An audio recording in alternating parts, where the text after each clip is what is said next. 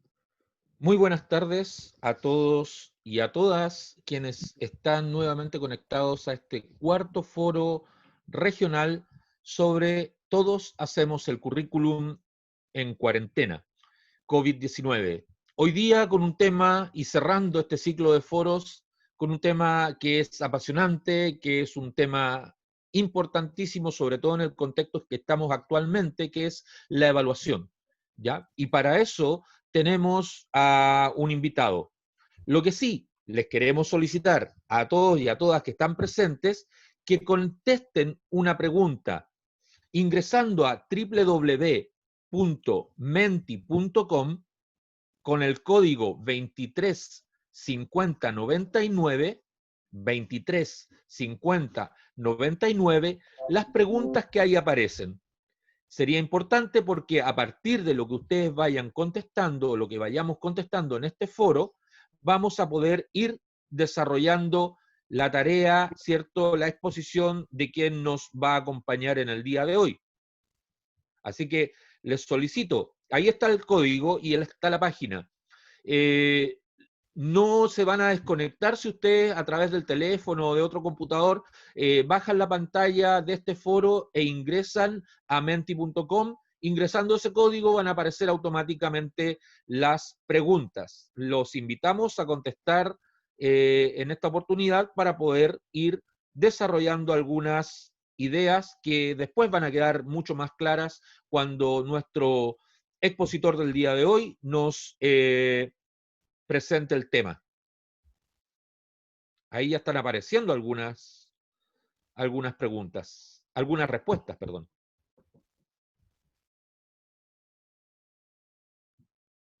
Entonces, los invitamos a todos y a todas a ir a www.menti.com y utilizar el código 235099 para entregarnos sus respuestas sobre las preguntas que ahí se formulan.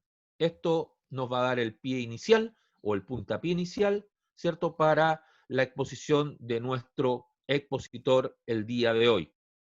Ahí van cambiando las palabras, si ustedes se fijan, de acuerdo a lo que ustedes han ido opinando.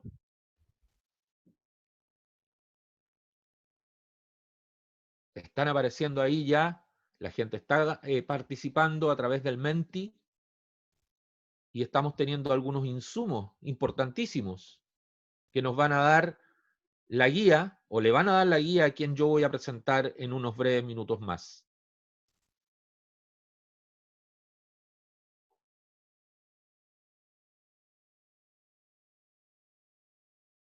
¿Sí?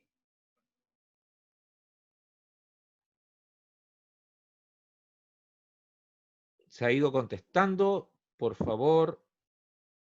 Seguimos contestando entonces para que podamos partir con nuestro expositor. Todavía se mueve el Menti ahí, todavía hay gente que está opinando. Recuerden, no se van a salir de esta transmisión si ustedes entran a www.menti.com y utilizan ese código.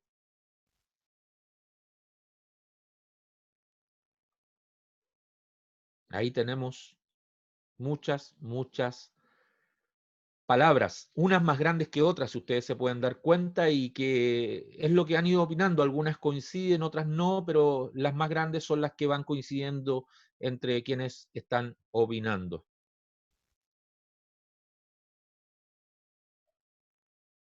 Me parece que ya estamos en condiciones, me dicen por ahí, por interno.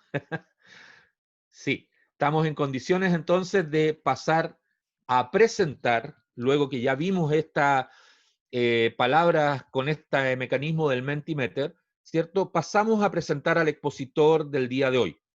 Su nombre es Bastián Carter Killer, es profesor de educación física, licenciado en educación, máster en ciencias sociales para la investigación en educación y doctor en investigación transdisciplinar en educación. Posee además estudios postdoctorales en el campo de la investigación educativa. Actualmente es académico del Departamento de Educación de la Universidad de Los Lagos, posee experiencia docente en programas de pregrado y posgrado de universidades nacionales y extranjeras. Asimismo, ha realizado más de 40 publicaciones científicas especializadas y 30 conferencias, tanto nacionales como internacionales. También ha participado en proyectos de investigación e intervención educativa en Chile y en países iberoamericanos.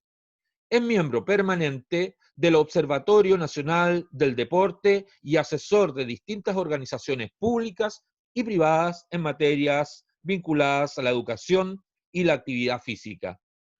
Sin mayor preámbulo, entonces, Bastián, bienvenido a este cuarto foro regional sobre currículum y en este caso sobre el tema que tú nos vas a presentar. Adelante, por favor.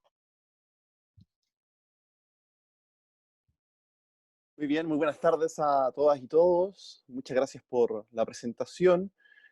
En primer lugar, quisiera expresar que es un honor poder participar de este evento y sobre todo compartir con todas y todos ustedes para hablar de un tema que a mí en lo personal me resulta apasionante, como lo es la evaluación. Sin embargo, quisiera plantear que la invitación se hace, ¿cierto? Cuando se publica el afiche y se comenta que se va a hacer esta conferencia, o más bien este foro, que yo creo que es el valor agregado que tiene este encuentro, se habla de evaluación en términos genéricos. ¿Bien? Y la verdad es que abordar una temática tan compleja en un periodo de tiempo tan breve resulta difícil y por tanto, en virtud de que la mayoría de las personas que estamos hoy presentes somos educadores o estudiantes para ser profesores, profesoras, lo lógico desde esa perspectiva sería que habláramos de evaluación para el aprendizaje, es decir, cómo la evaluación puede ser una herramienta, ¿cierto?, que supere la lógica tradicional de ser utilizada simplemente como medida de control y favorezca, ¿cierto?, los procesos educativos.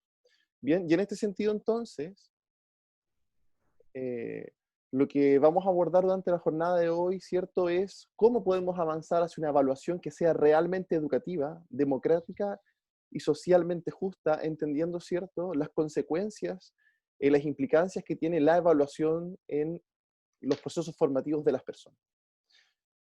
Bien, y es particularmente interesante abordar esta temática en un espacio como este, convocado, ¿cierto?, por una universidad, por el Colegio de Profesores, por Balmaceda Artes, ¿cierto?, que son instituciones que tienen que ver o que están relacionadas con la educación y con la formación, eh, más aún cuando entendemos, ¿cierto?, lo que nos plantea Stenhouse, quien nos dice que finalmente serán las y los profesores quienes en definitiva van a cambiar el mundo de la escuela, entendiéndola, comprendiéndola, es decir, analizándola, cuestionándola, repensándola, ¿por qué no? Y en ese repensar, por supuesto, que estamos nosotros, es decir, cómo nos repensamos y cómo, de alguna u otra manera, reconstruimos y deconstruimos nuestras propias prácticas evaluativas. Bien, ahora, para poder hablar de estos temas, para poder realmente adentrarnos en lo que es evaluación, lo primero que tendríamos que ser capaces de delimitar es a qué hacemos referencia cuando utilizamos este concepto.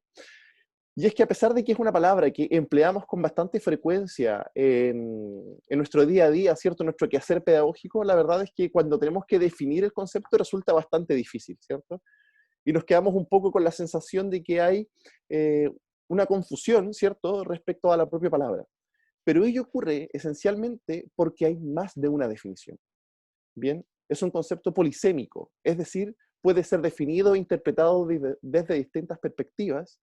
Bien, y ello esencialmente se debe al hecho de que la evaluación, ¿cierto?, en términos históricos ha ido cambiando. Bien, si nos vamos, ¿cierto?, al concepto de evaluación desde una perspectiva tradicional, nos encontramos, ¿cierto?, que la evaluación era entendida como un proceso técnico centrado en el control, ¿cierto?, en la fiscalización, como muy bien varias y varios pusieron, ¿cierto?, en el Mentimeter, y con un escaso foco en la reflexión. Bien, sin embargo, rápidamente, una de las cuestiones que se empezaron a criticar, ¿cierto?, de este enfoque tradicional de la evaluación es que, uno, no favorecía los procesos de reflexión pedagógica y segundo, que como la evaluación siempre es un proceso subjetivo porque es ejercido por personas y los seres humanos somos subjetivos, inevitablemente el proceso de evaluación iba acompañado de un conjunto de valores internalizados por el docente, es decir, de las ideologías del docente.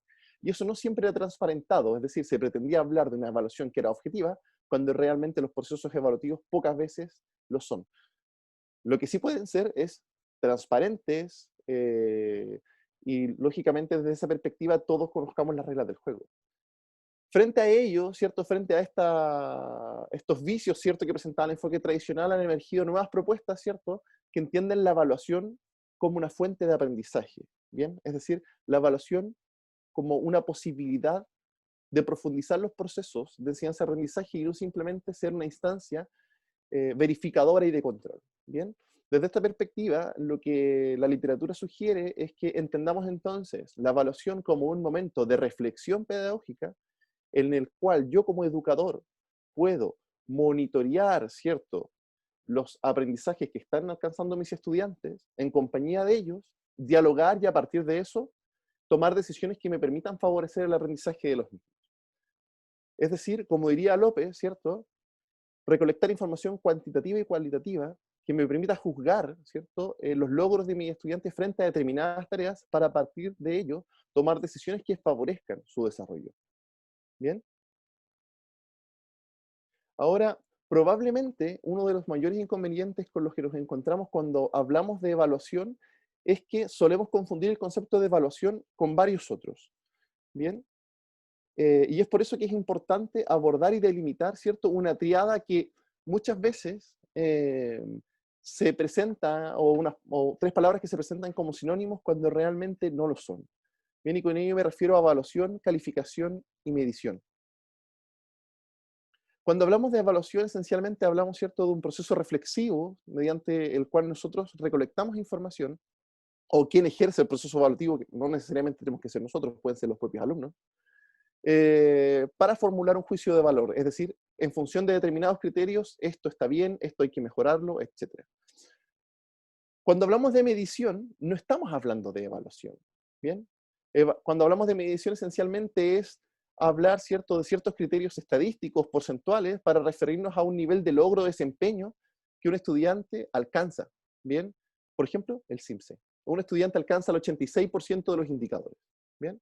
Pero tiene que ver más bien con una cuestión de carácter matemático, más que una lógica, ¿cierto?, de evaluar como proceso reflexivo. Bien, y cuando hablamos de calificación, es decir, de la nota, a lo que hacemos referencia es simplemente a intentar reflejar numéricamente o simbólicamente, a través de un signo, el desempeño de un alumno. ¿Dónde vienen los peligros? El peligro es que yo puedo calificar sin evaluar. Puedo hacerlo. Otra cosa es que no se deba, pero puedo hacerlo. ¿Bien? Es decir, yo puedo decir, a ver, este alumno, yo creo que merece un 6, yo creo que merece un 5, yo creo que merece un 1. ¿Bien? Cuando ese proceso se desarrolla sin haber abordado anteriormente un proceso evaluativo, ¿cierto?, que sea transparente y lógicamente justo y consensuado, la verdad es que lo que estamos haciendo es una práctica que más que educar, que más que formar, lo que pretende entonces es imponer. Bien, y desde esa imposición entonces, lo que yo también estoy haciendo es enseñar ciertos valores o dar cabida a ciertos valores educativos que lógicamente no cultivan, por ejemplo, la formación cívica de mi estudiante. Bien, ahora, cuando ya tenemos claro entonces qué es evaluación, lo primero que deberíamos cuestionarnos o preguntarnos es, bueno, ¿para qué vamos a evaluar? ¿Cuáles son las funciones de la evaluación? Seguramente todas y todos manejan esto, así que voy a pasar rápido por acá, pero sí me quiero detener en algunas cosas.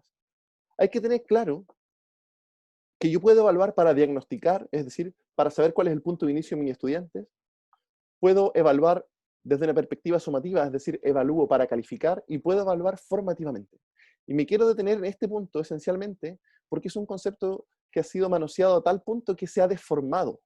Todo el mundo plantea acá esa evaluación formativa, pero realmente la evidencia nos dice que eso no es así. Hablar de evaluación formativa hace referencia, en estricto rigor, a aquella evaluación que yo hago para formar, es decir, aquella evaluación que yo hago para seguir educando. Es decir, cuando yo soy capaz de dialogar con mis estudiantes, verificar sus avances en una determinada tarea y entregarles feedback que les permita mejorar, eso es evaluación formativa. Es decir, la evaluación al servicio del aprendizaje, la evaluación al servicio de la educación. ¿Bien? Cuando aparece una segunda pregunta, que es ¿cuándo evaluar?, nos encontramos lógicamente con que hay evaluaciones iniciales, evaluaciones finales y evaluaciones de proceso. Son todas igualmente importantes, ¿bien? Pero si nos centramos, ¿cierto?, en el proceso pedagógico, lo lógico entonces es que demos mayor preponderancia a las evaluaciones de proceso, es decir, aquellas evaluaciones que me permiten, ¿cierto?, verificar de alguna u otra manera o reflexionar sobre el proceso que están desarrollando mis alumnos y reorientar aquellas cosas que sean necesarias. Bien, es decir, estamos hablando de eh, una evaluación que de alguna u otra manera se ajuste a las características de nuestros alumnos, que sea flexible y no viceversa. Bien, porque cuando evaluamos tenemos que considerar finalmente cuál es nuestro fin último. Bien, y nuestro fin último, lógicamente, es beneficiar el aprendizaje de nuestras y nuestros alumnos. Y aquí nace una tercera pregunta, y es, bueno, ¿quién evalúa? Precisamente en este punto es donde encontramos importantes nudos críticos cuando revisamos la evidencia, por ejemplo, que se ha escrito en Chile respecto a evaluación. Porque la literatura, la evidencia nos dice que hay tres posibles agentes o actores evaluativos, es decir, sujetos, personas o colectivos que pueden ejercer la evaluación. Bien, existe la autoevaluación, es decir, cuando yo me evalúo a mí mismo como profesor, o cuando el alumno se evalúa a sí mismo. Está la coevaluación cuando hay evaluación entre pares, y está la heteroevaluación cuando un actor evalúa a otro sujeto, es decir, cuando el profesor evalúa a sus alumnos o cuando el alumno evalúa a su profesor. La evidencia nos dice que habitualmente, en la mayoría de los casos, casi lo único que ocurre es heteroevaluación, es decir, cuando hay evaluación entre diferentes, entre profesor, de profesor a alumno. Bien, dejando de lado, por ejemplo, la evaluación entre pares, la evaluación compartida, los procesos reflexivos de la autoevaluación, etcétera, que finalmente son tan trascendentes en el desarrollo personal y social. Bien, pensemos en el fondo que cuando hablamos de evaluación hacemos referencia a un espacio trascendental del proceso educativo donde perfectamente se pueden desarrollar, entre otras cosas, valores democráticos, valores que están vinculados al desarrollo de la ciudadanía, el valor del diálogo, el valor de la tolerancia, ¿bien? Que son valores fundamentales, ¿cierto?, para coexistir en este mundo. Y aquí, después de todo este preámbulo que intenté que no fuera tan teórico, yo quisiera hacer una pregunta, abierta de momento. ¿Qué pasa con nuestros estudiantes cuando decimos que un trabajo será evaluado? ¿Siguen comportándose igual que antes de que se realizara esa pregunta? ¿Qué pasa con ellos? ¿Qué pasa? ¿Y qué pasa con nosotros? ¿Qué pasa con nosotros cuando sabemos que hay que calificar, que hay que evaluar, que hay que medir? Efectivamente se encienden las alarmas, ¿cierto? Y cambia la configuración de las relaciones que se establecen en el aula. Y cambian también las prioridades. Y es que si bien evaluar es un proceso didáctico central que ofrece tremendas oportunidades en los procesos de enseñanza-aprendizaje, es también un aspecto de la didáctica que condiciona los procesos de enseñanza-aprendizaje. ¿Bien? Porque finalmente la evaluación tiene una relación muy estrecha con lo que es el poder. Aquel que evalúa tiene poder sobre el otro. Porque finalmente, si lo pensamos bien, muchos de nuestros alumnos prefieren obtener mejores calificaciones a saber más. Cuando aparece la calificación de por medio y cuando la evaluación se transforma, ¿cierto?, en este símbolo, ¿cierto?, de alguna u otra manera lo que ocurre es que las prioridades de mis alumnos cambian y se pierde el foco de atención a lo realmente importante, que es el aprendizaje. ¿Bien? Y nos centramos en la recompensa, en la calificación. ¿Bien? Por eso, diferentes autores han planteado que cuando ejercemos el proceso evaluativo hay que definir de qué lado de la vereda estamos. Nos vamos a situar en una perspectiva técnica, donde entendemos la evaluación como un espacio de control, o nos vamos a situar desde una perspectiva crítica, donde yo entiendo que la evaluación tiene que ver con el aprendizaje, con el diálogo, con el intercambio, ¿bien? Con el sentido genuino de lo que es educar.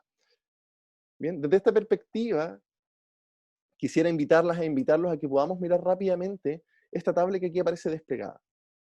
Y les lanzo una pregunta rápidamente. Primero, ¿qué columna, según ustedes, muestra las finalidades más relevantes en términos educativos? Es decir, ¿cuál columna tiene que ver más con educar que la otra?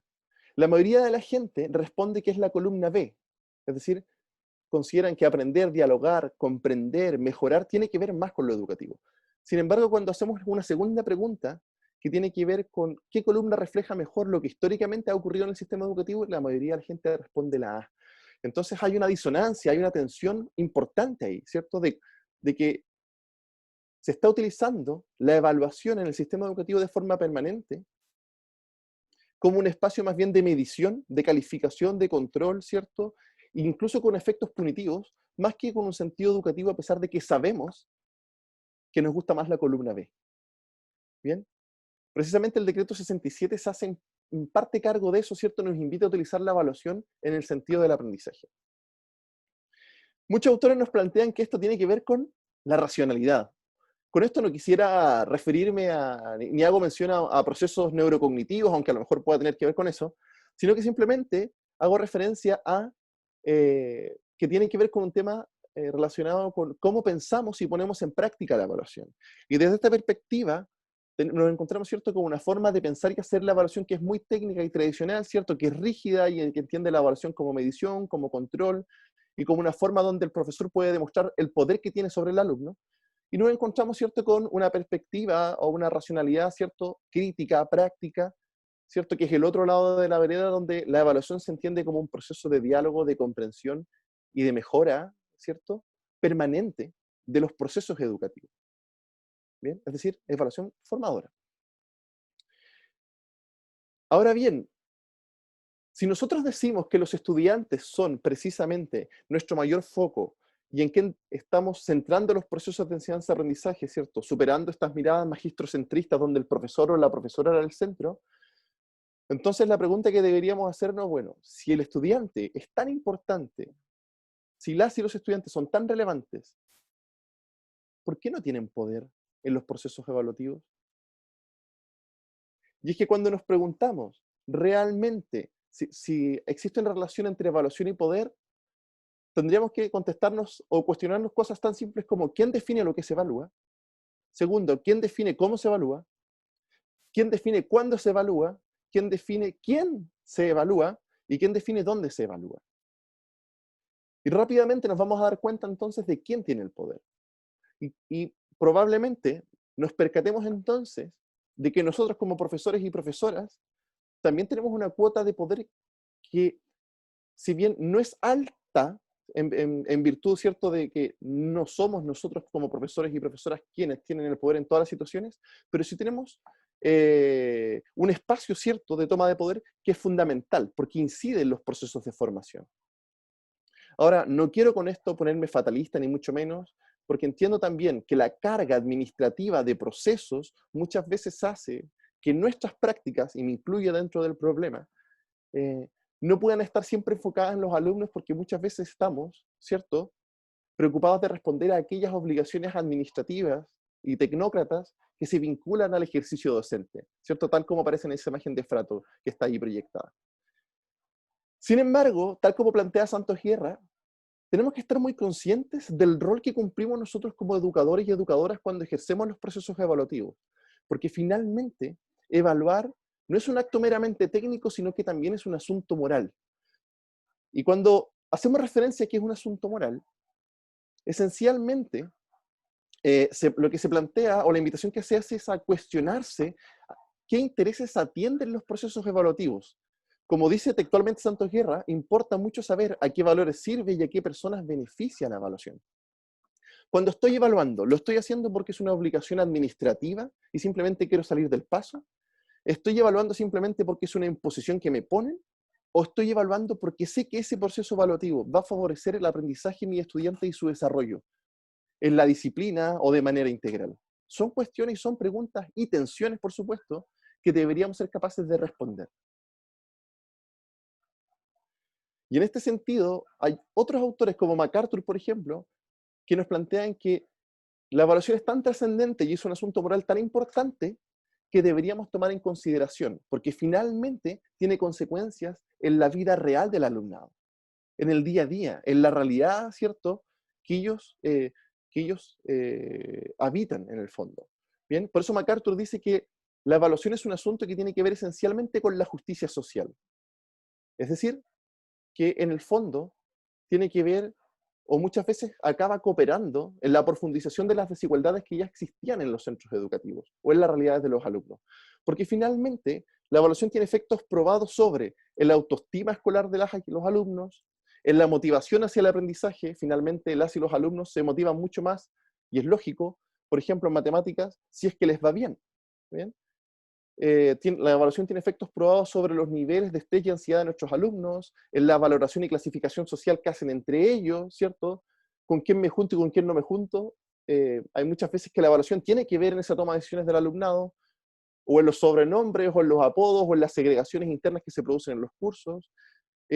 También tiene que ver la evaluación, ¿cierto?, con las posibilidades de acceso a oportunidades sociales, el ingreso a la universidad o el no ingreso, el ranking de notas, etcétera, y todas estas medidas que tienen relación precisamente con los procesos de evaluación y calificación.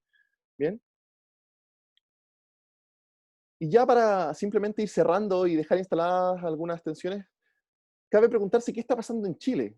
Y desde esta perspectiva, ¿cierto?, nos encontramos con que hoy día hay un cambio en la normativa, ¿cierto? Se instala un decreto 67 que nos invita, ¿cierto?, a entender la evaluación desde una perspectiva mucho más formadora, ¿cierto?, y al servicio del aprendizaje, y que entra en boga recién en 2020. Pero también nos encontramos con que la evaluación es un proceso que se entiende desde una perspectiva tremendamente tecnificada. Bien, más aún cuando consideramos que hasta los indicadores de evaluación vienen diseñados desde afuera del aula por expertos, ¿cierto?, que no conocen mis alumnos ni mi contexto. Bien, y bueno, nos encontramos hoy día con las sugerencias, ¿cierto?, que ha hecho el Ministerio de Educación, ¿cierto?, de priorizar los objetivos de aprendizaje frente a la pandemia y por tanto de reorganizar el currículum y reflexionar respecto a cómo vamos a abordar los procesos de evaluación que precisamente emergen como el gran nudo crítico de los procesos de educación a distancia en el contexto actual. Más aún, ¿cierto?, cuando la pregunta recurrente de los alumnos y de los colegas tiene que ver cómo vamos a evaluar. ¿Bien? Los alumnos se preguntan y se enfrentan a situaciones permanentes de estrés respecto a cómo me van a evaluar, cómo me van a calificar. Y lógicamente rápidamente aparece la pregunta del $1.000.000, y que es recurrente en los alumnos, y lo comento esto porque en general tengo mucho contacto con colegas del sistema. Los alumnos preguntan, ¿esto es con nota o es sin nota? Y vuelve a aparecer la calificación, ¿cierto?, como un elemento condicionador de los procesos de enseñanza-aprendizaje. ¿Qué es lo que realmente nos propone el decreto 67, tal como lo planteábamos hace un instante, ¿cierto? Esencialmente la diversificación de los procesos evaluativos, es decir, cómo yo soy capaz de diversificar las formas en las que evalúo, cómo soy capaz de construir instancias evaluativas que no supongan barreras para mis estudiantes, y sobre todo el fomento de la evaluación formativa, ¿bien? Es decir, evaluar para formar. Y lógicamente, un aspecto fundamental que mencionábamos al principio de la conferencia, la necesidad de transparentar los procesos y los criterios evaluativos. Es decir, hoy día, toda la comunidad educativa, los alumnos, los padres, etcétera, tienen que saber bajo qué criterios están siendo evaluados las alumnas y los alumnos. Y ese ejercicio de transparencia, lógicamente que va a ayudar también a orientar los procesos de enseñanza-aprendizaje, ¿cierto? Y en el fondo dejar de caer en esta lógica muchas veces que ocurre, que siempre ha ocurrido, de que pretendemos jugar las adivinanzas con nuestros alumnos, ¿cierto? Es decir, mi alumno tiene que saber qué es lo que yo espero de él, y quien adivine mejor será mejor evaluado y posteriormente mejor calificado. ¿Bien? Lógicamente entiendo que esto no es generalizado, pero son situaciones que ocurren, que la evidencia lo demuestra y que probablemente a muchos y a muchos les ha tocado vivir.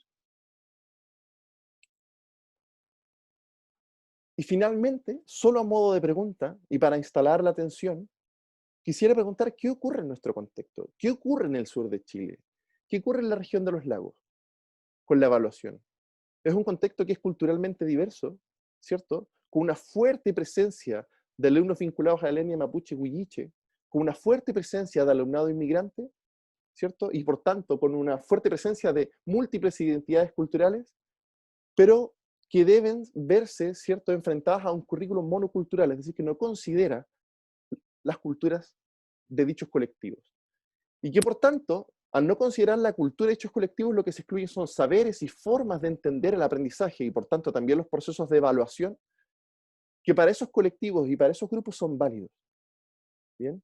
Y que por tanto, hoy en día, en el escenario de pandemia y en la instalación, cierto, de este nuevo decreto de evaluación que nos insta a revisar los reglamentos de evaluación de los centros educativos y nuestras propias prácticas evaluativas, ofrecen la oportunidad, ¿cierto?, de reflexionar respecto a cómo somos capaces de realmente, en la práctica y de forma concreta, incluir aquellos saberes y formas de entender el aprendizaje y la evaluación que dichos colectivos en el sur de Chile consideran como válidos. Muchas gracias por su atención y quedo atento, por supuesto, al foro que se va a desarrollar a continuación. Muchas gracias, Bastián, por esta gran exposición a la que hemos asistido hoy. Queremos dejar a modo de también de visualización los resultados de la pregunta que ha ido apareciendo de Mentimeter en pantalla para que nos vayamos dando cuenta un poco de cómo estuvo esta participación, que fue bastante contestada. Ahí tenemos palabras que resaltan en su tamaño, ¿cierto? Que son las que más coincidencias han expresado los participantes en este foro. palabras como proceso, calificación, medición, aprendizaje, retroalimentación, diagnóstico, toma de decisiones, evaluación, etcétera. Son palabras que nos van a orientar en este momento para poder realizar las preguntas, las inquietudes y la participación de este cuarto foro. Si ahora, si el equipo lo estima conveniente, podemos pasar a visualizarnos todos, como es costumbre, después de la exposición, ¿cierto? Y poder vernos las caras nuevamente a los que ya nos han seguido, conocer a los que se están integrando y participar. Ya hay preguntas incluso por ahí que vamos a poder dar la palabra a quienes las están emitiendo. Ahí nos estamos viendo ya prácticamente todos. Les insistimos en encender su camarita, mantener su micrófono cerrado y poder participar. Muy bienvenidos y bienvenidas a todas y a todos. Acá tenemos algunas preguntas, algunas personas que desean preguntar. Entonces vamos a ir viendo, ¿cierto? Acá, por ejemplo, tenemos a don José Luis Aguilar. José Luis Aguilar está por ahí, que nos haga una seña y pueda hacer la pregunta directamente. Bienvenido, José Luis. Muy buenas tardes. Un gusto saludarles a todos desde Bolivia, Cochabamba.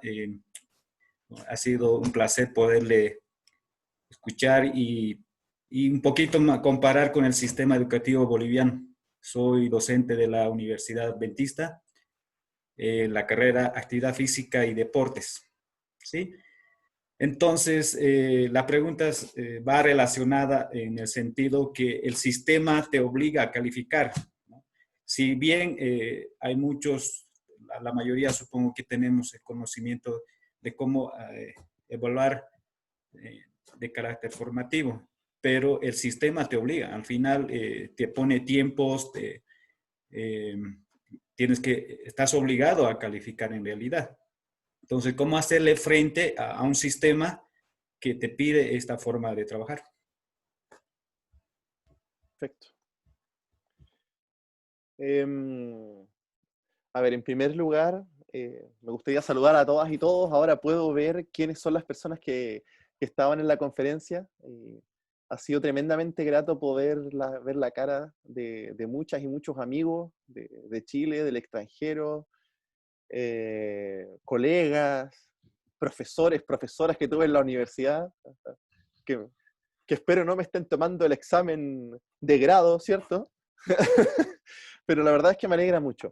Y bueno, saludar especialmente a José Luis, que se ha conectado, ¿cierto?, desde Bolivia para esta conferencia. Expresarle que me siento tremendamente honrado de poder contar con su presencia. Más aún entendiendo que ambos somos colegas de educación física. A ver, efectivamente, la gran disyuntiva, ¿cierto?, a la que nos enfrentamos cuando de alguna otra manera tratamos de implementar los sistemas de evaluación formativa o de evaluación para el aprendizaje en los sistemas escolares, es que el sistema escolar nos obliga a entregarle un espacio importante a la calificación. Y en este sentido, lo que la evidencia sugiere es que, uno, la principal tensión, ¿cierto?, a la que se enfrenta el educador es cuando tiene que dar el salto de la evaluación a la calificación. Es decir, ahora que ya evalué, ahora que ya di feedback, ahora que ya tengo relativamente claro el estado de avance o el nivel de logro de mis estudiantes en función de determinados indicadores, tengo que calificar. Qué difícil, ¿no? Transformar lo cualitativo en cuantitativo. Y desde esa perspectiva, lo que se sugiere para hacer frente a ese nudo crítico es que entonces los procesos de evaluación y de calificación se desarrollen bajo criterios transparentes y claros para todas y todos los involucrados. Es decir, que los alumnos y las alumnas entiendan, ¿cierto?, que dicha calificación es fruto, ¿cierto?, o reflejo del nivel de logro que tiene su desempeño en función de los criterios que han sido previamente establecidos. Ahora bien, en la línea, por ejemplo, no sé, de López Pastor, ¿cierto?, que plantea esta necesidad de que la evaluación no tan solo sea formativa, sino que también sea compartida. dichos criterios de evaluación perfectamente pueden ser consensuados, ¿bien?, entre todos los miembros y entre todas las personas que participan del proceso de enseñanza-aprendizaje, y no necesariamente solo por parte del profesor y la profesora. Bien, ello entendiendo que, uno, va a aumentar la participación y el compromiso, es decir, porque me siento parte de, siento que me escuchan, siento que lo que yo digo importa. En segundo lugar, ello me va a ayudar como estudiante a tener claro realmente cuáles son los criterios, porque yo mismo participé en su elaboración. Y en tercer lugar, coopera al desarrollo de valores fundamentales vinculados con la democracia y la ciudadanía, que finalmente, en un contexto, por ejemplo, como el chileno, está dentro de los planes institucionales de los propios centros. Es decir, tenemos el PI, el PME, y luego están los planes institucionales, estos documentos de gestión, donde un elemento fundamental es la ciudadanía. Bien, y si no estuvieran los planes, igual hay que considerarlo. ¿Bien? Sí, gracias. Tenemos más preguntas. Invitamos a Magali, que quiere hacer la pregunta en directo. Bienvenida, Magali. Hola, muy buenas tardes a todas y todos.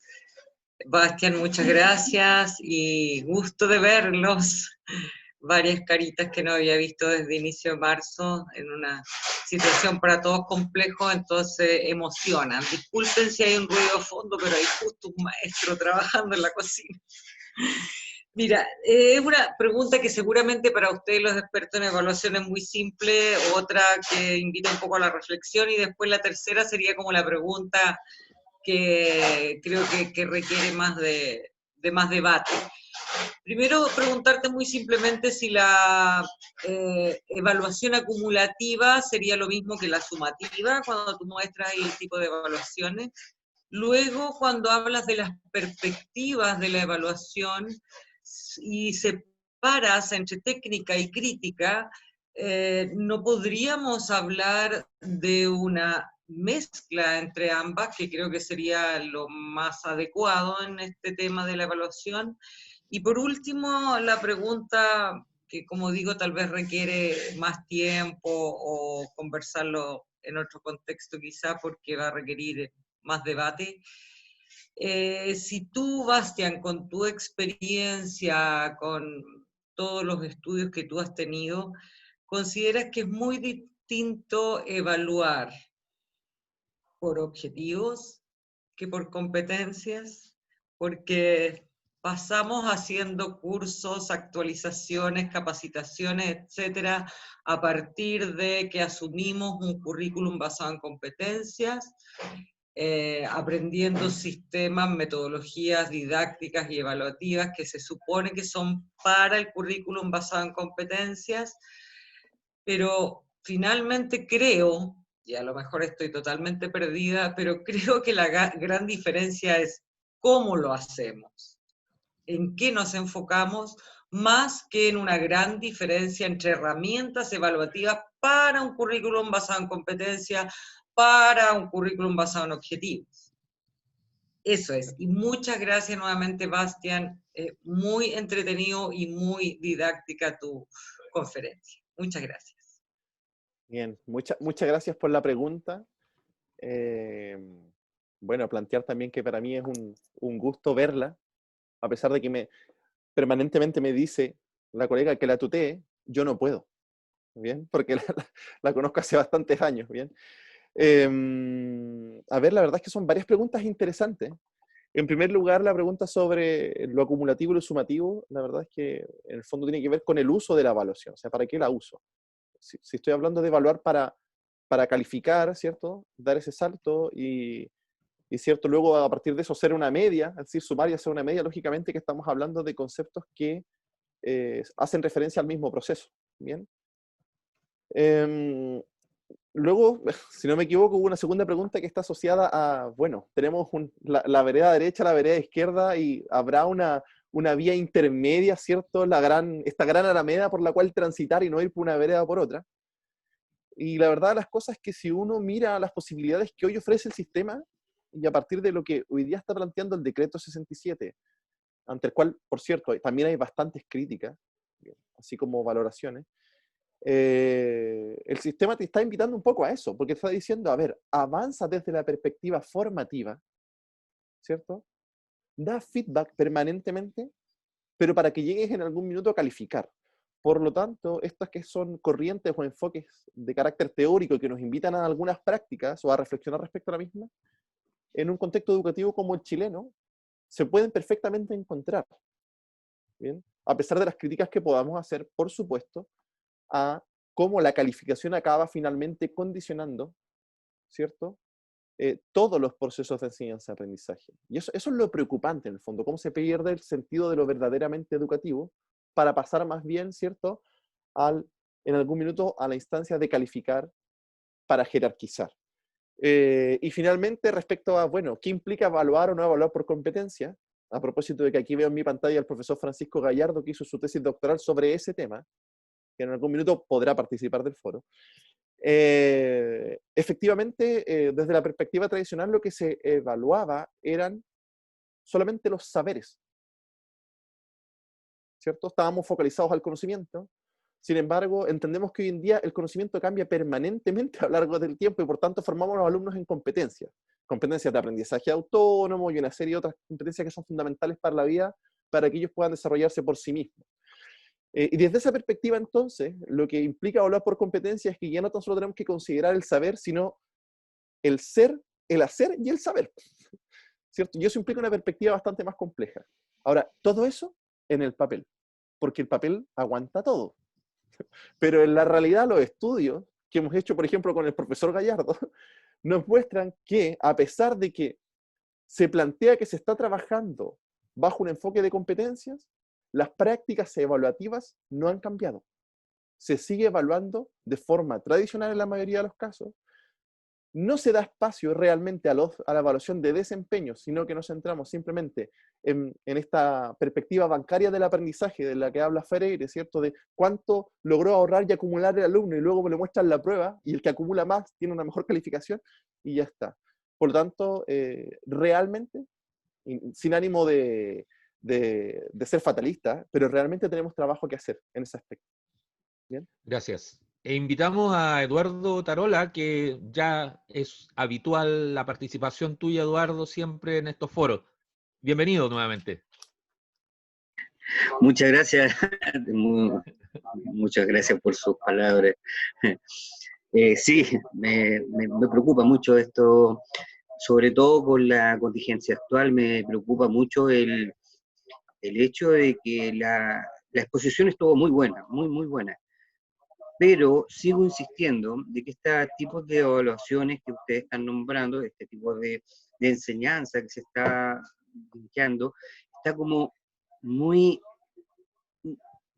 ¿cómo podemos decirlo?, muy abocada hacia la teoría, ya que, por desgracia, nosotros tenemos un contexto educativo como chileno, niveles de alta vulnerabilidad, en la cual los estudiantes que no aprendieron a trabajar en forma autónoma desde chiquitito, desde los primeros niveles, a eso me refiero, a la actualidad trabajan, pero son jóvenes reactivos.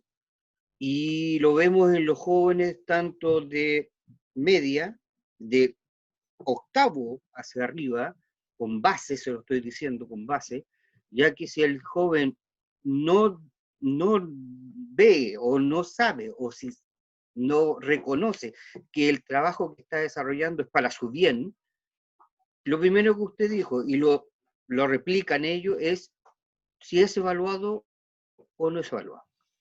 Si tiene nota o no tiene nota. Y si no tiene nota, no lo hace. Es así de sencillo. Se lo digo porque tengo de todos los niveles en mi hogar, y más los alumnos que tengo en el liceo, y reaccionan de esa forma. O sea, si usted no le dice, ¿es con nota?, lo hacen. Si no es con nota, usted le pregunta, no, es que no tuve tiempo, es que estoy trabajando, y no lo hacen definitivamente. El problema está actual, y en la forma de trabajo actual. Entonces, ¿cómo llegamos a ellos para que realicen su actividad? ¿Cómo llegamos a ellos para que ellos entiendan que es para su bien? Yo creo que es la gran tarea, porque hay jóvenes que ni siquiera tienen cómo para conectarse, para sacar una guía. Es así de terrible. Entonces, veo, y lo vuelvo a insistir, está muy buena la exposición, pero ahora aterricémoslo al contexto industrial, al contexto actual de los jóvenes chilenos que tenemos en la actualidad. ¿Me podría ayudar al respecto? Gracias, gracias Eduardo. Bastián. Colega, sí, primero agradecerle al colega Eduardo la intervención que ha hecho, porque no tan solo ha preguntado, sino que también ha instalado una tensión que yo creo que vale la pena plantearla, y que de hecho yo rogaba que apareciera. Bien, así que agradezco ese punto.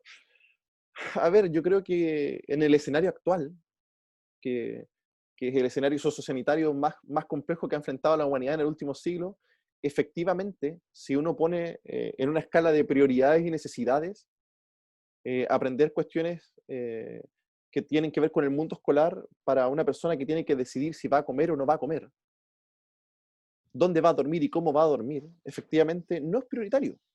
Y es lógico que no sea. Y eso tiene que ver con el hecho de que el sistema educativo, perdón, el sistema escolar, vive permanentemente, o más bien, no se hace cargo de preocuparse, ¿cierto?, de la formación para la vida, para la realidad, para enfrentar el día a día. Bien, y pretende, ¿cierto?, instaurar lógicas curriculares que son válidas para todos los contextos, cuando en realidad en un país como Chile, ¿cierto?, donde el sistema educativo está altamente segregado por características económicas, nacionales, étnicas, etcétera, la verdad es que carece de sentido. Ahí podríamos discutir cómo se adapta el currículum, cómo no se adapta el currículum, si somos capaces, no somos capaces. Eso siento que es parte de otra discusión. Ahora, ¿cómo hacemos la bajada de todos estos principios a la realidad y cómo logramos instalarlos en el día a día de nuestro quehacer pedagógico en un país como Chile? Y más particularmente en el sur de Chile y en la región de los lagos. Hoy día tenemos que pensar, ¿cierto?, cuáles son los marcos que nos ofrece el sistema y las posibilidades que nos da el mismo. Y desde esa perspectiva, ¿cierto?, una de las cuestiones fundamentales a las que nos orienta, ¿cierto?, este decreto 67, que sigue dándole un énfasis muy importante a la calificación, por cierto, y eso es una de las principales críticas que hay frente a él, pero nos hace la invitación a evaluar para formar, para luego llegar a calificar. Es decir, finalmente, como dice el colega, esa lógica de que el alumno o la alumna nos pregunta, pero profe, ¿es con nota o es sin nota? Sí, es con nota, sigue siendo con nota. La gran diferencia es que como vamos a entender todo esto como un proceso, yo te voy a acompañar. Y como te voy a acompañar, te voy a orientar y te voy a ir diciendo, o vamos a ir dialogando y construyendo el proceso y planteando qué cosas se pueden mejorar de aquel producto que yo te pedí, de aquel trabajo, de aquel informe, de aquella exposición, ¿cierto? Y como vamos a ir mejorando permanentemente, lo más probable es que obtengas inclusive una mejor calificación. Y aquí me quiero detener un segundo para contar que precisamente los estudios que hemos hecho en Chile, en contexto real, nos dicen que los alumnos mejoran su rendimiento académico, declaran aprender más.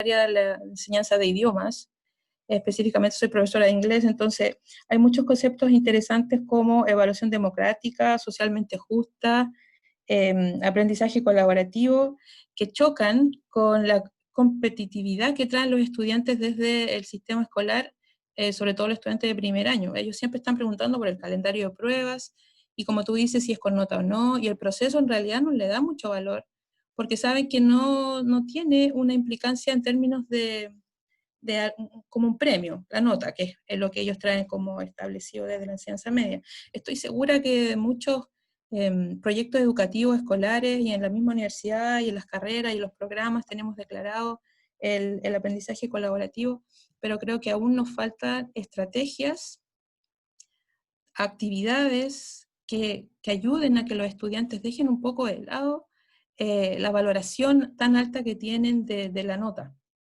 y que se centren un poco más en aprender colaborativamente, porque en mi caso, el aprendizaje de un idioma va de la mano con el otro, con el compañero, con comunicarse, con compartir los saberes, pero el nivel de competencia es tan alto que como tú dices, los grupos se segregan por el que sabe más inglés, se junta con el que sabe más inglés y los que van sabiendo menos se van juntando. Entonces hay un desnivel que cuesta mucho lograr equiparar. Por lo tanto, la justicia en la evaluación, aunque el profesor intente lograrla, estos procesos que ya se vienen dando durante el periodo de preparación de la evaluación, ya vienen con un desmedro para los estudiantes que ellos mismos se autosegregan, porque se restan de participar en clase, porque se restan de hablar, porque sienten que el que sabe más siempre es el que participa. Entonces, yo, más que una pregunta, es una solicitud para todos los colegas que están ahí y saben mucho de este tema, algún taller, alguna bibliografía sugerida para poder mejorar el integrar el aprendizaje colaborativo, empezar a dejar de lado a los estudiantes este afán de competencia y de luchar por una nota o por un ranking o por lo que sea que ellos valoran más que el aprendizaje y lograr que sus compañeros también aprendan tanto como él está aprendiendo y compartir sus saberes principalmente. Eso, Bastián y colegas. Gracias. Gracias. No, gracias a ti, Irene, por ¿Tengo una pregunta? la intervención. Por favor. Gracias. A ver, tenemos la respuesta de Bastián, luego Edgar, y por ahí alguien más pidió la palabra. ¿Yo? Que sería ya para ir redondeando las ideas. Pero entonces, Bastián. respondo primero y luego más preguntas, ¿eso? Por favor. Vale. A ver, tremendamente interesante lo que plantea Irene, más aún cuando pone los ejemplos, ¿cierto?, de los beneficios que tiene, ¿cierto?, educarnos bajo una lógica que permita la interacción entre todas y todos, ¿cierto? Especialmente ya hace referencia al tema del aprendizaje de los segundos idiomas, ¿cierto? En este caso el inglés. Y entiendo que, bueno, tenemos poco tiempo, pero ella ha solicitado ciertas recomendaciones en cuanto a literatura, talleres. Yo le quisiera recomendar a dos autores. Primero, Sally Brown, que es una autora británica, por tanto, seguramente ella, como maneja el inglés, a pesar de que Sally Brown tiene muchos libros en español también, pero en inglés hay varios muy interesantes. Y ella, la verdad, que propone de manera bastante simple, pero no menos profunda, cómo aplicar estos principios de la evaluación para el aprendizaje en el aula y pone ejemplos concretos. Y un segundo autor, ya que mencionó el tema de la justicia social, yo le recomiendo a MacArthur, ¿bien? De hecho, tengo el libro aquí a mano, que es este. Este libro de MacArthur, que se llama La evaluación, una cuestión de justicia social, la verdad es que es muy interesante. Y también se ofrecen ciertos ejemplos de algunas prácticas que van en contra y a favor, ¿cierto?, de entender los procesos de evaluación a favor, ¿cierto?, de la justicia social. ¿Bien? No sé si con eso respondía a lo que se preguntaba. Tenemos dos últimas palabras. Primero a Edgar, que la solicitó Edgar Pradena, y luego a Alejandro Sepúlveda. Edgar, por favor, y luego Alejandro. Y con eso ya vamos dando un redondeo, un cierre a este interesante foro. Sí, en realidad destacar lo que mencionaba Bastián sobre el hecho de que en la nueva o los nuevos principios de la educación, en donde definimos el objetivo de aprendizaje como un constructo que tenemos que evaluar el conocimiento, la actitud y la habilidad, que muchas veces, yo soy asesor técnico, lo trabajamos con directores, con sostenedores, con equipos técnicos, queda excelente en el papel, maravilloso, pero al momento de hacer la bajada a los profesionales de cada asignatura, se pierde y no se hace nada. Eso era lo primero. Lo segundo, en función de, independiente de que un profesor tenga todas las ganas del mundo de trabajar y mejorar los procesos evaluativos, en este tiempo de pandemia, yo trabajo en muchos establecimientos rurales, en donde me indican que de 30 niños, 20, 25 niños no devuelven las guías, no se puede hacer un trabajo, solo el 20%, 30% de los estudiantes hacen lo que los profesores les mandan para la casa. Entonces los profesores muy angustiados me preguntan, ¿qué hacer en este caso? ¿Avanzo solamente con el 20% de mis estudiantes y con los otros qué hago? En donde ahí yo sencillamente no les puedo dar una solución porque ellos son los dueños de su realidad y de su cultura en ese establecimiento. Y ahí es donde se torna muy, muy difícil el proceso de enseñanza-aprendizaje. Eso, por eso quería... Gracias. Gracias. Primero, Sí, Bastián, por favor. primero saludar a Edgar, me da mucha alegría verlo, aunque sea a través de la pantalla. El año pasado tuvimos la oportunidad de vernos un poquito más estando en Temuco. A ver, lo que describe Edgar es un poco lo que también ha pasado en las instituciones de educación superior, ¿cierto? Que se han hecho cambios a los instrumentos que orientan, ¿cierto? Los procesos de formación, elementos curriculares, pero en la realidad, no en todos los casos, por supuesto. Hay muchos colegas que hacen realmente intervenciones que son maravillosas en términos evaluativos, pero en general se sigue trabajando de la misma manera, porque la realidad no cambia por decreto. Y eso es algo que quería mencionar. El decreto 67 no va a cambiar la realidad, a pesar de que el decreto nos dice que hay que cambiar los reglamentos. Y ese cambio de reglamento, si se aborda bien, puede ser un espacio de discusión interna del centro, de repensar lo que quiere hacer, bien, pero realmente los decretos no transforman la realidad. Lo que hay que transformar es la cultura escolar y particularmente la cultura evaluativa. Es decir, nuestras prácticas y nuestras creencias evaluativas. Y desde esa perspectiva, precisamente lo que tenemos que hacer es tener este tipo de espacios donde podamos discutir este tipo de temas, ¿bien? Para efectivamente volvernos conscientes de qué lado de la vereda estamos, o más si asumimos una posición u otra, más que mal estar conscientes de qué tipo de prácticas estoy desarrollando y las consecuencias que éstas tienen. Y respecto a la consulta de qué pasa en este contexto de pandemia, cómo lo hago, sigo adelante con alguno, ese 20% que menciona Edgar, la verdad de las cosas es que ahí lo que corresponde son dos cosas. Uno, primero aplicar lo que nos plantea la ley respecto a la diversificación y flexibilización de la evaluación. Eso es lo primero. O sea, hoy día la ley nos ampara en ese tipo de prácticas. Antes trabajar, ¿cierto? Desde esta perspectiva un tanto alternativa, ¿cierto? Era ir contra el sistema. Hoy día es ir dentro del sistema, lo que por supuesto nos amplía, ¿cierto? El marco de acción. Pero también hay una cuestión que es fundamental ahí y es cuestionarse respecto a el tipo de decisiones que están tomando los centros educativos para abordar estos procesos de educación remota. Muchos centros tomaron la decisión, y lo digo por experiencia propia, y lo digo como padre también, no tan solo como académico, no como profesor, de empezar procesos de educación a distancia, sin saber, por ejemplo, si los alumnos tenían los medios para acceder a ello, y si tenían las competencias para desarrollar procesos de evaluación a distancia, a través de plataformas digitales. ¿Bien? Por lo tanto, es fundamental que los centros educativos y las comunidades busquen maneras de encontrarse para dialogar y tomar decisiones que sean mancomunadas. ¿Bien? En ese sentido... perdón, solamente quería mencionarlo. Dale. En ese sentido, ahora, comentar que conozco muy de cerca la experiencia de un centro educativo que lo ha hecho así, que ha visto la manera de llegar a los hogares y se dieron cuenta que tenían que cambiar la forma en la que trabajaban. Y cambiaron esa forma, ¿cierto? No estoy hablando de un colegio ni particular, ni mucho menos. Cambiaron esa forma y la verdad es que la respuesta que han tenido de parte de los padres, las madres, las niñas y los niños ha aumentado considerablemente. ¿Bien? Entonces, es importante eso. Alejandro Sepúlveda, Sí. para ir cerrando ya la ronda de preguntas y participantes. Bueno, primero que todo los saludo y aprovecho de felicitar a Bastián, lo mismo que a Andrea, que lo han hecho estupendo.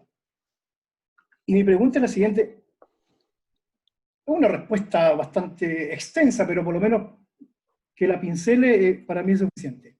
Dice, ¿qué influencia tiene la estandarización de la evaluación en la evaluación auténtica?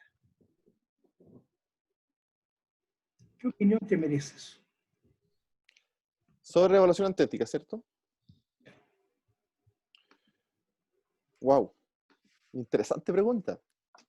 A ver, primero saludar al profesor Sepúlveda. Fue mi profesor de evaluación en la universidad. Por tanto, profesor verá que intenté seguir parte de su camino. Así que darle las gracias por todos esos minutos de tiempo que siempre se dio para explicarnos las cosas cada vez que lo necesitábamos y aportar a nuestra formación. Sé que no tan solo hablo por mí, sino también por mis compañeros y compañeras. Y respecto a la pregunta, realmente los procesos de estandarización, en general, no siempre, pero en general, tienen que ver mucho más con el mundo de la medición que de la propia evaluación como tal. ¿Bien? O sea, no siempre tienen un sentido formador. Ahora, también es comprensible que si yo quiero realizar un estudio a 16 millones de personas, bueno, efectivamente, tendré que ser capaz de estandarizar ciertos procesos que me permitan, ¿cierto?, verificar ciertos aspectos asociados a la enseñanza-aprendizaje. Ahora, cuando vamos a la evaluación auténtica, que es un concepto que está bastante en moda y que tiene que ver con evaluar, por ejemplo, a los profesionales en formación en su desempeño real, es decir, quiero evaluar a un profesor de educación física, vale, evalúalo haciendo una clase de educación física. Es más coherente, es más consistente y tiene que ver con la evaluación por competencia. Desde esa perspectiva, la verdad es que se han ido publicando durante el último tiempo una serie de protocolos estandarizados para hacer evaluación auténtica en distintos campos de formación profesional. ¿Bien? Es decir, lo que se ha estandarizado son protocolos y algunos instrumentos, pero no así las instancias evaluativas. ¿Y por qué ocurre esto?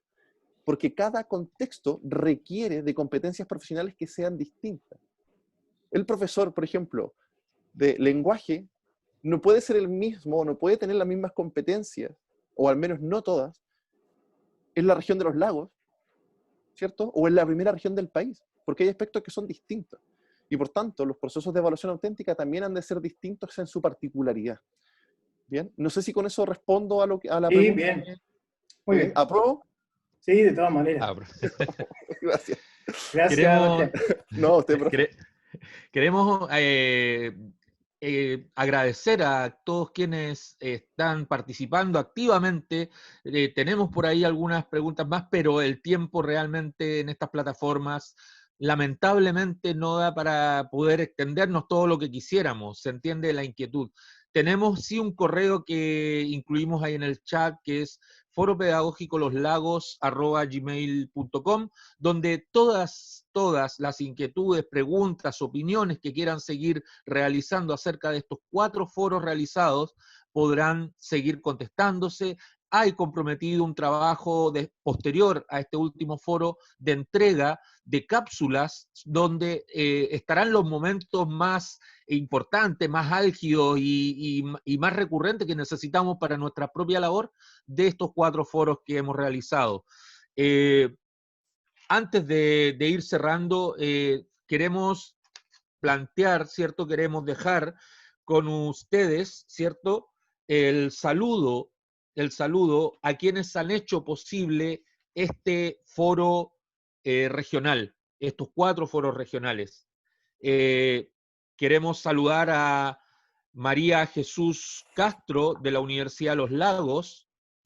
Queremos saludar también a Henriette Carrasco de la universidad, a Vania González de la Universidad de Los Lagos, a Rayén Meniconi de Balmaceda Artejoven, que por ahí debe estar, a Gabriela Elkers, también de Balmaceda, que el gran aporte ahí, todos detrás, con María Jesús, con Vania, Francisca París de Balmaceda, desde el Colegio de Profesores, Miguel Arana, que está por ahí también nos puede hacer un saludo, una seña, ¿cierto? El presidente regional del Colegio de Profesores, don Juan Ruiz Campos, Yanina Díaz del Comunal Puerto Montt, y quien les habla, Julio Iglesias Navarro, vicepresidente regional del Colegio de Profesores.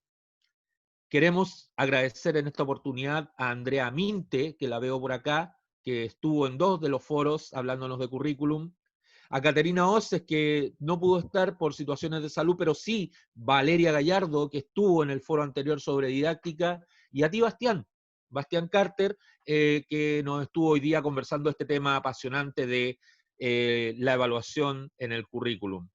Queremos ahora invitarlos a ver un video, un regalo, este es un regalo, ¿cierto?, que nos ha hecho llegar el Colegio Darío Salas de Puerto Montt, porque hemos estado hablando de currículum, de escolaridad, de colegios, ¿cierto?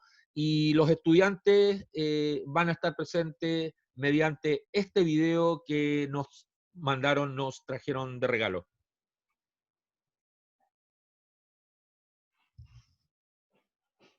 ¿Por ahí va el correo? Sí. Ahí está el video.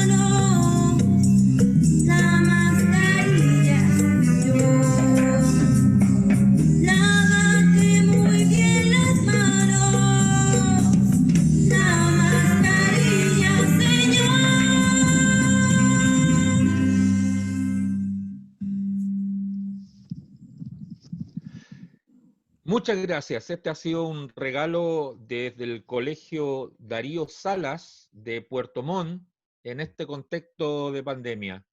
Queremos dar las gracias a todos y a todas los que han hecho posible estos foros regionales, esta primera jornada de 4 foros regionales, y a las instituciones participantes, Colegio de Profesores de Chile, el Regional Los Lagos, la Universidad Los Lagos y la Escuela de Pedagogía, y Balmaceda Arte Joven Los Lagos.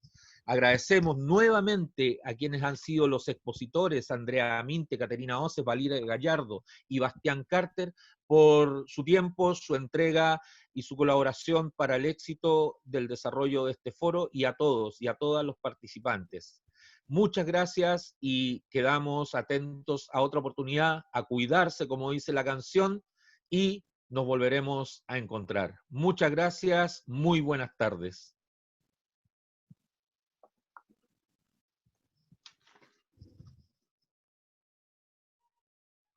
Muchas gracias a todas y todos. Cuídense.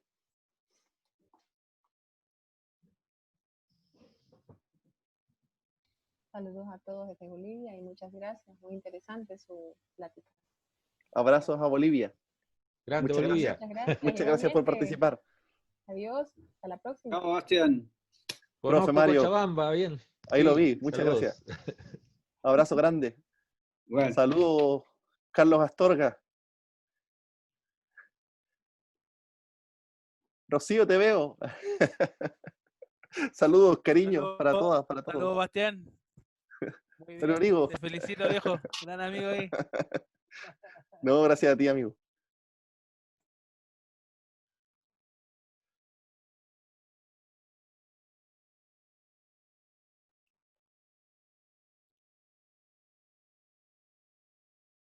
Abrazo, Sebastián Peña, para Valdivia.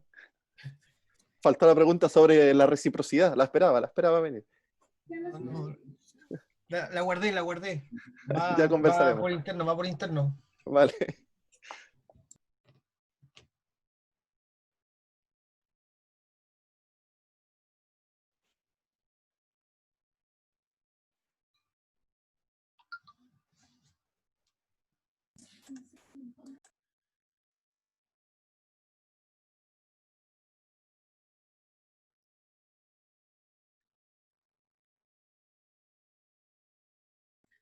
María Jesús, corta todo para que vayamos a la reunión y pueda trabajarse en el siguiente foro. Yo llego hasta acá, ¿no? Sí, vale. Muchas gracias. Bastián. Gracias. Gracias, Bastián. Súper enriquecedora la experiencia. Gracias.